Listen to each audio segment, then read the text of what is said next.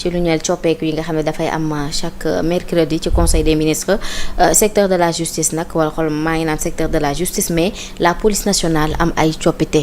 tey bu ñu demee ba ñu gis nguur gu bees ñëw fas yéene changer lépp est-ce que tey lii signe bu signe de boo xam ne nag signe bu confiant la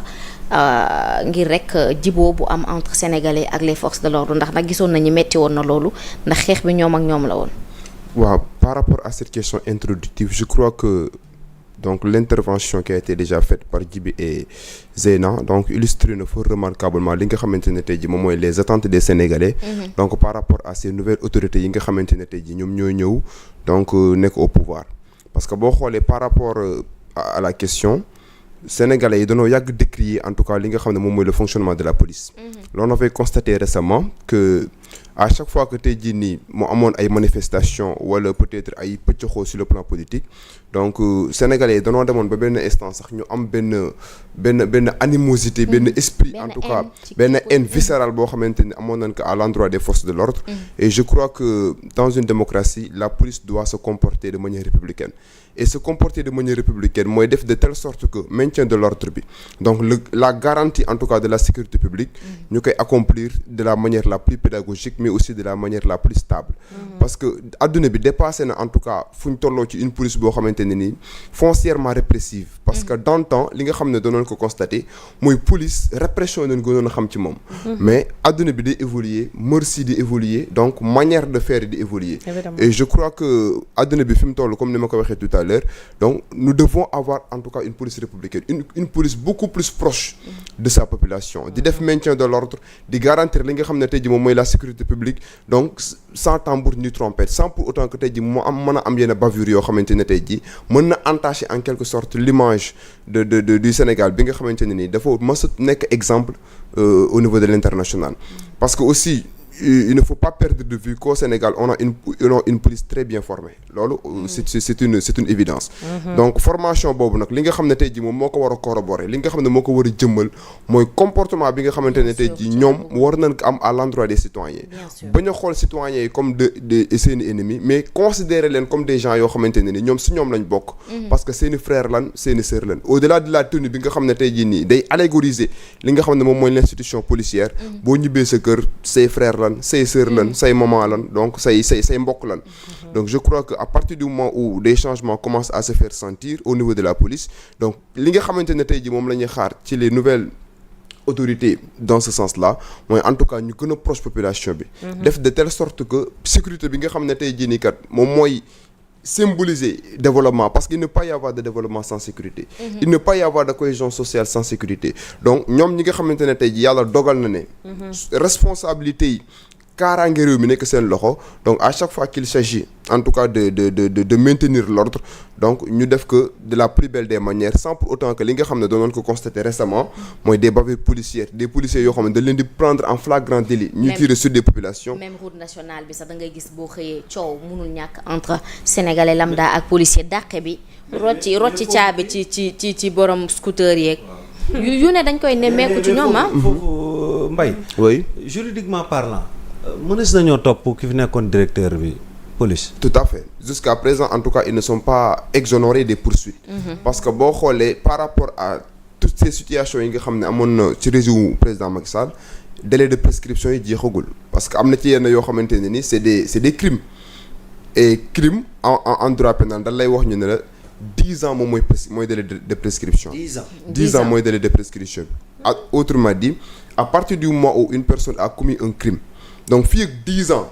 le procureur de la République il a la possibilité de déclencher l'action publique à son encontre léegi nag am na ci yeneen éléments yoo xamante ne tey jii nii yi nga xam ne demoon au niveau de la CPI je ne sais pas ba xam ces dossiers là sont des dossiers qui dorment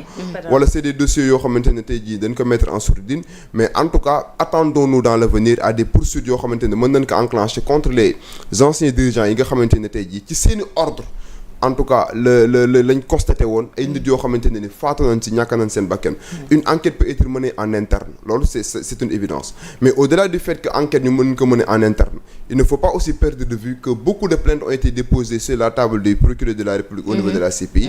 et c'est des choses sérieuses yoo xamante ne tey jii y a les familles qui continuent de réclamer de réclamer justice et yaakaar naa ne tey jii ni kat bu nga xamante ne tey jii ni les dirigeants yu bees yi donc ndaw yooyu nga xamante ne doon ñu génn di ànd ak ñoom bëgg seen réew ba tax tey jii ñu bari ñàkk ci seen bakkan donc bu ñu àggee ba nga xamante ne tey jii ni ñoom nekk nañ au pouvoir war nañoo trouver les mécanismes les modalités pour au moins donc rendre justice à ces familles là donc désagrément yooyu nga xam ne constaté woon nañ ko ci régime président Macky Sall ay policiers yoo xamante ne tey jii impliqué woon nañ leen en tout cas à des scènes yoo xamante ne c'est un peu ahurissant donc je crois que il n'est jamais trop tard pour qu'on puisse enclencher des poursuites en interne essayer en tout cas de répertorier de détecter ceux yi nga xamante ne tey jii nii war na loo mën a engager les responsabilités pénales ñu traduire leen devant les juridictions répressives donc yaakaar naa ne toujours ñu ngi ci délai de prescription yi et à chaque fois que de besoin bu fekkente ne les nouvelles autorités sentir nañ besoin en tout cas rendre justice à ces familles yi nga xamante ne ni il continue toujours de faire le deuil ñu ngi continuer en tout cas de réclamer justice ne serait-ce que en tout cas pour jox leen en tout cas une certaine satisfaction même bu fekkente ne liñ perdre déjà dara mënu ko remplacer parce que rien ne peut remplacer en tout cas une perte de vies humaines mais au moins ñu enclencher en tout cas des poursuites dans ce sens-là donc loolu aussi au-delà de ces poursuites yi nga xam ne war nañ ko mën a enclencher que les nouvelles autorités aussi comprennent que dëkk bi dafa war a changer ci lu bari parce que à partir du moment où président wu bees bi ootee jubal jubbanti loolu dañ ko war a sentir en tout cas dans la vie de tous les jours dañ ko war a sentir en tout cas dans toutes les corporations que ça soit au niveau de la police que ça soit au niveau de la gendarmerie que ça soit au niveau des médias de la justice donc yaakaar naa ne bu fekkente ne am na benn bond en avant boo xamante ne am na képp koo xamante ne tey jii ni secteur boo mënti nekk nga def de telle sorte que nga jiital intérêt askan wi ba ñu jiital li nga xam ne tey jii moom mooy say bëgg-bëgg personnel wala ay bëgg-bëgg ay nit yoo xam ne ñoom ñoo nekk sa ginnaaw di la jéem a protéger di la jox ay ordres yoo xam ne leer na leen c'est des ordres manifestement illégaux et face à un ordre manifestement illégal en droit administratif dañuy enseigner nul n'est tenu d'obéir à partir de ce moment déterminé là même bu fekkente ne tey ji nekk nga benn force de l'ordre quel que soit en tout cas corporation bi nga xam ne fa nga bokk que ça soit nga nekk au niveau de la police que ça soit nga nekk au niveau de la gendarmerie ou au niveau de l'armée même bu fekkente ne say supérieurs hiérarchiques jox nañ la ay ordres yoo xamante ne nii yow en ton âme et conscience tu as constaté que c'est des ordres qui sont manifestement illégaux tu n'es pas tenu en tout cas d'obéir à ces ordres là. mais kan moo mën a topp le directeur de la police. le directeur de la police. l'ancien directeur de la police. oui man sénégalais bi man famille victime man kan moo ko. oui la famille victime bi mën na saisir la justice d'une plainte comme aussi le procureur de la République. Voilà. il peut moom mi nga xamante ne ni moom mooy le maître de l'opportunité des poursuites. parce que les Sénégalais ils ont tendance à dire que plainte bi ci procureur bi nga koy déposer. ci procureur bi nga koy déposer. mais est-ce que procureur moom mën na jël initiative bu boppam. fas yéene topp ki nga xam ne. il a la possibilité de s'autosaisir xam nga dafa am benn question boo xam ne dama ko bëgg élucider pour de bon. y a des Sénégalais yoo xamante ne dañoo am tendance di wax ne le procureur de la République parfois si yenn dossiers yi waru autosaisir. en tant que juriste et spécialiste en la matière je dis non. le procureur de la République pour n'importe quelle infraction même bu fekkente ne la personne bi nga xamante ne tey jii moom mooy victime de l'infraction portewul plainte procureur de la République bi nga xam ne ni moom mooy apprécier l'opportunité des poursuites. bu ko neexee mën na autosaisir donc pour connaître de cette affaire là. parce que tey jii le procureur il est parti au procès c'est ce que les gens ignorent c'est un magistrat boo xamante ne ni parti au procès même bu fekkente ne li ñu gën a constater de manière évidente moom il est toujours là pour soutenir l'accusation mais li nga xam ne moom moo ko gën a yitteel moom mooy le représentant du ministère public moom mooy défendre ordre social bi de telle sorte que bu fekkente ne gis na ne am na kenn koo xamante ne def na benn xeetu ñaawteef te xeetu ñaawteef boobu noonu même bu fekkente ne Djibi Sarr Dione le visé individuellement bu ma bàyyee noonu mu jàll mën na am ay ramifications wala mu am des représailles terribles dans la société donc à partir du moment où le procureur juge ne nécessaire gis ne kat am na benn xeetu ñaawteef boo xamante ne infraction la bu ko neexee en tout cas mën na déclencher l'action publique pour que tey jii ki nga xam ne moom moo def xeetu ñaawteef boobu noonu ñu jàpp ko en attendant ça ne veut pas dire que jàpp na que def na parce que le procureur il n'est pas juge. C'est pourquoi dans notre langage on a tendance à dire que tous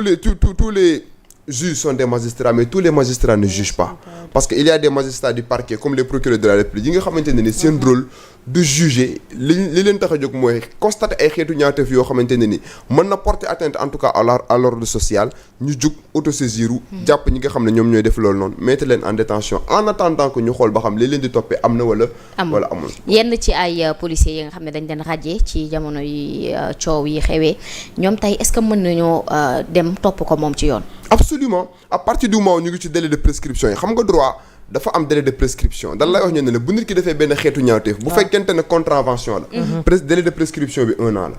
bu fekkente ne délit la délai de prescription bi 3 ans la bu fekkente ne crime la délai de prescription bi 10 ans la mais bu dee crime contre l'humanité nag dan naa laan c'est imprescriptible autrement dit à partir du moment où une personne est poursuivie pour crime contre l'humanité même 100 ans CPI mën na la traquer mën na la mettre en détention mais bu dee crime simplement la donc 10 ans mooy de prescription bi donc à partir du moment où les infractions ne sont pas prescrites puisque moto sax ay 2 ans donc rien n'empêche au procureur de la République bi nga xamante ne tey jii ni am na opportunité mu déclencher les poursuites mu engage en tout cas des poursuites à l'encontre de ces personnes yi nga xamante ne nii donc def na ay affaires yoo xamante ne ni ci régime président Macky Sall causé na beaucoup de désagréments en tout cas au Sénégal. kon en parallèle mooy pétition bi nga xamante ne ni teg nañu ko ngir ancien président Macky Sall ci fan lay toll mu mën a aboutir wala juridiquement parlant ci yan fondement la ñu mën a basé wu pour mooy arrêté ko moom waaye xam nga dañ lay wax en droit ñu ne le président de la République il est pénalement irresponsable dans l'exercice de ses fonctions maanaam autrement dit président de la République tant que mi ngi nekk président de la République kenn mënu ko topp ci yoon sauf pour haute trahison haute trahison mooy lan très bien la question est revient haute trahison nag jibi ñun dañoo am benn problème il y a un vide juridique autour de la haute trahison parce que amul benn disposition code pénal bu définir lan mooy haute trahison xam nga tey par exemple bu ñu waxee vol dan lay wax ne le vol est défini par l'article 364 du code pénal comme la soustraction frauduleuse de ce qui appartient à autrui ñu ne viol nga dem article 320 mu définir la que jox la tey ji daan yi nga xam ne moom moo ci tegu mais bu ne haute trahison ñu ne le président de la République benn infraction la mën a def ci àddina boo xamante ni même ni mu nekkee président de la République mën na ko ci poursuivre mooy haute trahison mais il n'y a aucune disposition du code pénal ni du code de procédure pénale boo xamante ne nii jox na un contenu concret par rapport à cette notion de trahison léegi nag bu situation boobu noonu amee ça ne veut pas dire que code bi définir ko rek que le président de la République il est totalement exonéré que mënatu ko topp mais mën nanoo en tout cas apprécier yenn éléments yoo xamante ni président de la République def na ko ñu appréhender ko comme de la haute trahison je donne un exemple d'accord. Et ça c'est un engagement personnel par rapport à ce dossier bi nga xam ne ñu ngi koy agité le dossier Doro Gueye j'ai entendu dire parce que je veux pas faire une affirmation gratuite parce que ñun juristes yi dañuy éviter de def une interprétation sur des choses yoo xamante ne on n'a pas le factuel par rapport à ce dossier là l'on a entendu dire que moom nee na en tout cas le président de la République impliqué wu na ci li nga xam ne tey jii moom mooy dossier boobu pour la bonne et simple raison que am na ay missions secrètes yoo xamante ne tey par exemple bu fekkente ne par exemple loolu c'est avéré loolu mën na nekk benn moyen boo xamante ne ni autorités yi mën nañ ci arc-bouté wu en tout cas pour enclencher une poursuite contre le président Macky Sall et pour enclencher une poursuite contre le président Macky Sall on peut véritablement lancer li nga xam ne moom mooy un mandat d'arrêt international et si on lance un mandat d'arrêt international et que le mandat d'arrêt est exécuté ñu indi ko acte yooyu noonu nga xamante ne tey ji tudd nañu ko ci bu fekkente ne c'est des faits avérés le président de la République peut être poursuivi pour haute trahison parce que loolu noonu boo xoolee au fond c'est une situation boo xamante ne tey jii nii kat naka la aw askan mën a dénkee seen bopp nga jiite leen nga mën a dem tey ji su entre guillemets ba mën a comploter ak benn homme d'affaires boo xamante ne nii mission parce que mission secrète c'est lan mooy mission secrète déjà oui c'est-à-dire mission secrète en droit tey jii c'est une expression un peu inappropriée une expression un peu fourre-tout et une expression boo xamante ne tey boo koy analyser da nga koy analyser négativement parce que une mission doit être visible une mission doit être pour la bonne cause mais bu fekkente ne c'est une mission secrète mu jur benn infraction rek ça veut dire que liñ ci jublu woon au départ nekkuloon tey jii pour la bonne cause et à partir du moment li ñu ci jubloon nekkul pour la bonne cause et que ki nga xamante ne tey jii nii bokkoon na ci mission boobu noonu jàpp nañ que pour une infraction boo xamante ne escroquerie foncière la donc yaakaar naa ne ñi nga xam ne tey jii tudd nañ leen par rapport à ce dossier là mën nañ leen a appréhender bu fekkente ne ñu ngi Sénégal mën nañoo lancer par exemple des poursuites contre eux mais si c'est le président de la République rien n'empêche en tout cas aux autorités d'enclencher des poursuites à son encontre en lançant un mandat d'arrêt et si le mandat d'arrêt est exécuté bu président Macky Sall ñëwee fii nii il ne sera plus considéré comme le président